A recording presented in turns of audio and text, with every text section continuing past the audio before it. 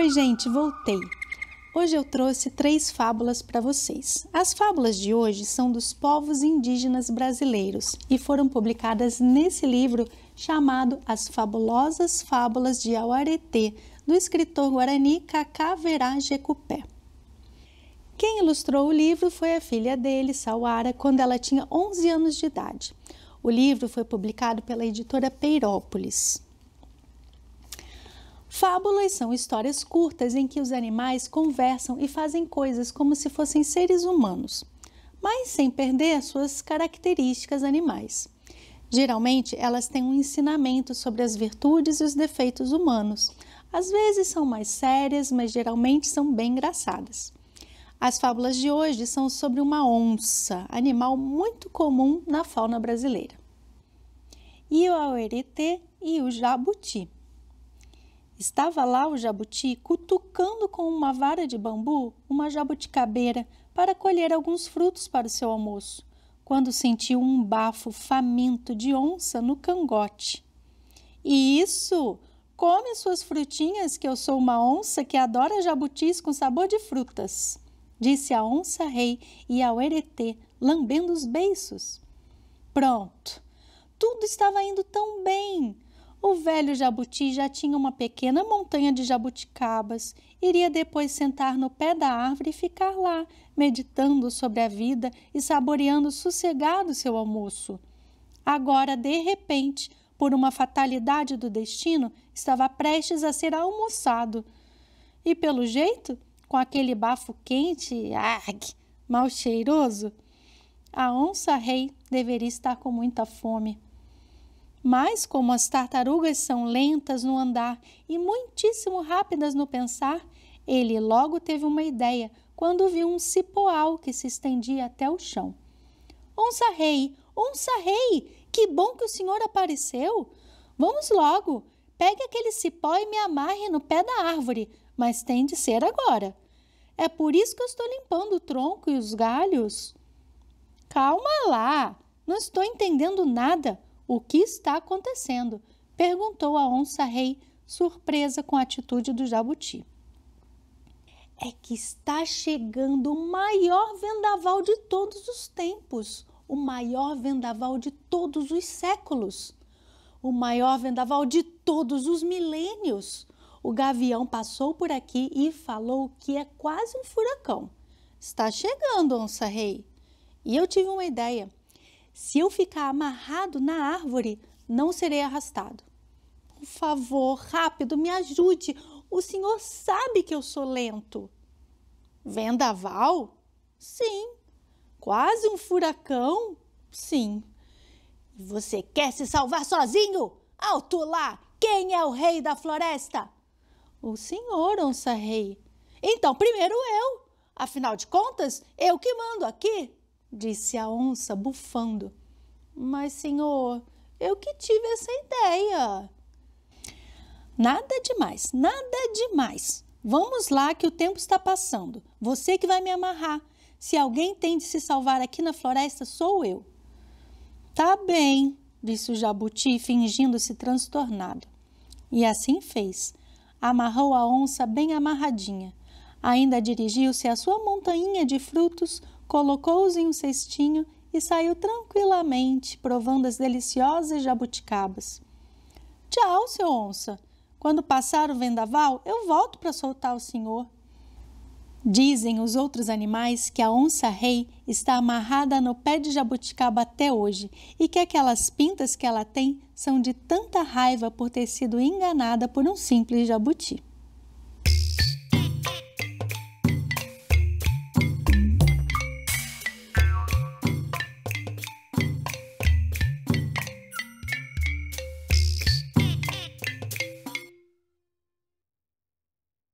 E ao auareté, a raposa e o jabuti. E ao auareté estava passeando quando viu o jabuti nadando ao longe na lagoa. Pensou, lá está o danado do jabuti, agora ele me paga. Para pegar o jabuti, resolveu pedir conselho à raposa, que além de ser o bicho mais esperto da floresta, era sua comadre. A raposa não demorou muito para ter uma de suas mirabolantes ideias. Olha, compadre, é o seguinte, o jabuti costuma, depois de seu banho da tarde, seguir pela trilha da cutia. Você fica ali na trilha e se finge de morto. O resto deixa comigo. Quando o calmo e lento sábio saía da lagoa, logo percebeu ao longe a onça estirada na trilha. Já ia dando uns passinhos para trás, quando apareceu, como quem não quer nada, a velha raposa. Boa tarde, seu jabuti. Boa tarde, dona raposa. Sabia que a onça-rei morreu? Morreu? Sim, logo adiante. Mas morreu de quê? Morreu de inanição. Sabe, foi muito de repente. Estava andando e, puf, bateu as patas no chão. Ah, que pena. Mas será que foi de inanição mesmo? Foi sim, seu jabuti. Inanição das bravas. Desculpe a minha ignorância, dona raposa, mas o que é inanição?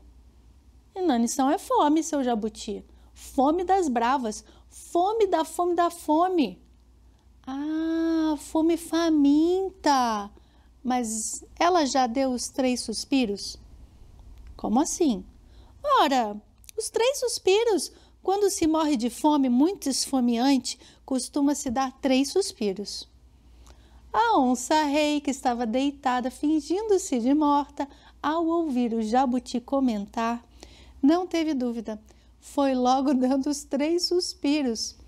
O jabuti, por sua vez, esperto que era, quando viu a onça suspirar, fez vupt, pulou na lagoa, mergulhou lá no fundo e sumiu. A raposa ficou com cara de tacho olhando para a onça, que mais uma vez, tentando enganar, acabou sendo enganada. Ia o Eretê e o coelho pajé. O pajé havia se transformado em um coelho para chegar rápido à aldeia de seus netos, que ficava muito longe, lá na alta floresta. Acontece que no caminho, mesmo com a velocidade com que corria, pisou em uma armadilha e acabou quebrando a pata. Como estava com muita dor, não conseguia se concentrar para transformar-se de novo em pajé. E ao Eretê, que passava pela mata em busca de comida, deu de cara com o coelho. Os pelos brancos do coelho logo se eriçaram de medo. Havia chegado seu fim, pensava, mexendo as enormes orelhas. A onça se aproximou, cheirou, rosnou, olhou fixamente. A floresta ficou em quase silêncio. Somente o som das folhas que caíam das árvores se ouvia, levadas por um suave e fresco vento do entardecer. Uma coruja, em um distante galho, enfiou a cabeça debaixo das penas do pescoço. Ela não queria nem ver. Os olhos da onça estavam vidrados. Os olhos do coelho estavam vidrados. Os olhos da mata estavam também vidrados. Dizem que na hora da morte, muitas imagens passam pela cabeça e de maneira muito rápida. Passam os melhores momentos da vida, as recordações que deixaram marcas, os fatos alegres e os tristes.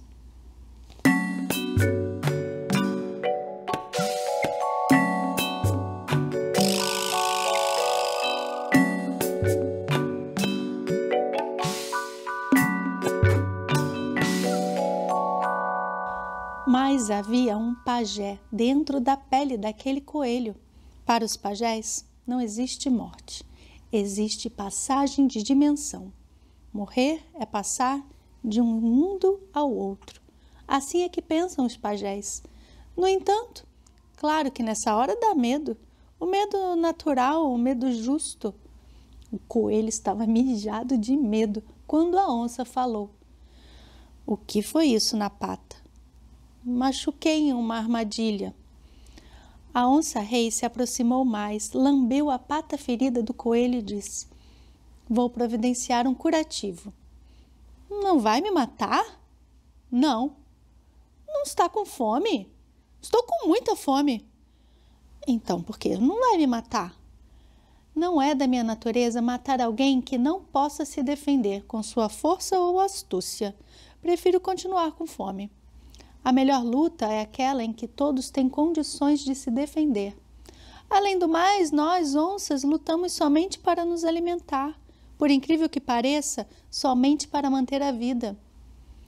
Então estou livre.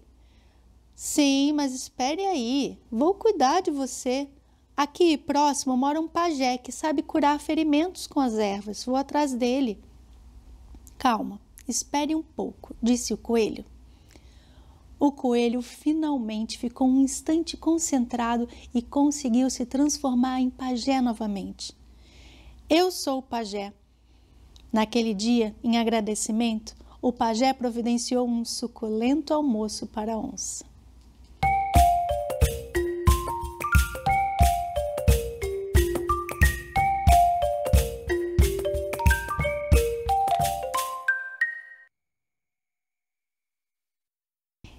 Então, o que vocês acharam dessas histórias fabulosas? Além da onça, do jabuti, da raposa e do coelho, os povos indígenas brasileiros têm muitas outras histórias sobre outros bichos da nossa terra, como a anta, o macaco, as serpentes, o teiu, que é um tipo de lagarto, e até sobre diversos peixes e pássaros. Mas o que a onça terá de especial para ser quase sempre o personagem central? Bem, ela tem uma força enorme. Acho que somente o jacaré e o tamanduá são tão fortes quanto a onça. Mas muitas vezes os índios a representam como meio tola. Apesar de forte, ela não é tão esperta quanto os bichos menores, pois eles precisam de alguma coisa a mais para poder escapar dela. A esperteza, a agilidade e outros talentos. Agora eu pergunto para vocês. Alguma vez vocês já fizeram papel de bobo como a onça, que vive sendo enganada pelo jabuti? Como foi? Cada um pode lembrar de um episódio e contar para os colegas. Aposto que vocês vão dar boas risadas rindo de sua própria ingenuidade. Ou então o contrário. Alguma vez vocês já foram espertos como o jabuti e conseguiram escapar de alguma situação? Eu pessoalmente acho muito bom ter força como a onça. Mas eu acho bem mais importante ser inteligente como o jabuti. O que vocês acham? Por fim, na última fábula, temos uma narrativa mais séria, que fala sobre outra característica muito nobre da onça. Ela foi magnânima ao poupar a vida do coelho machucado, mesmo sem saber que, na verdade, ele era o pajé. O que vocês acharam do desfecho dessa história? Eu confesso que das 3 fábulas, essa foi a que eu mais gostei, pois mostra um outro lado da onça, que não é só uma caçadora cruel e violenta, mas tem seu lado generoso também. Conversem sobre esses belos contos indígenas, lembrem de outras histórias parecidas que vocês já tenham lido ou ouvido. Cada história que a gente compartilha melhora muito a nossa vida. Ainda mais histórias antigas como essas, cheias de sabedoria dos antigos povos da nossa terra. Um grande abraço e até nosso próximo encontro.